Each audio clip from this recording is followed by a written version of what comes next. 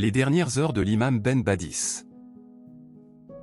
Un rapport en date du 15 avril 1940 révèle que l'état de santé de l'imam Abdelhamid Ben Badis s'est aggravé.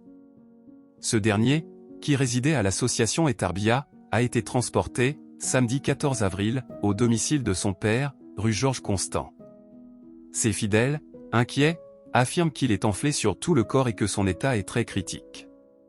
Dans l'après-midi du 15 avril, 3 médecins, dont 2 militaires et le docteur Ben Jeloul, se réunissent en consultation à son chevet.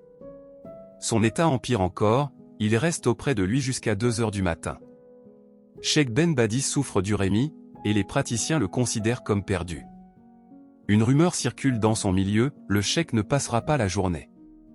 L'urémie est une affection médicale caractérisée par l'accumulation excessive de substances azotées, principalement l'urée, dans le sang. Elle résulte généralement d'un dysfonctionnement rénal empêchant l'élimination de ces toxines. Cette condition est souvent liée à une insuffisance rénale avancée ou chronique. Aux abords de son domicile, des groupes de fidèles se forment, pour avoir de ses nouvelles. Ben Badis reçoit la visite de Maïsa Ahmed, ancien cadi de Saint-Arnaud, de Ben Nabi Abderrahman, propriétaire à Colbert, et de Elmili Mbarek.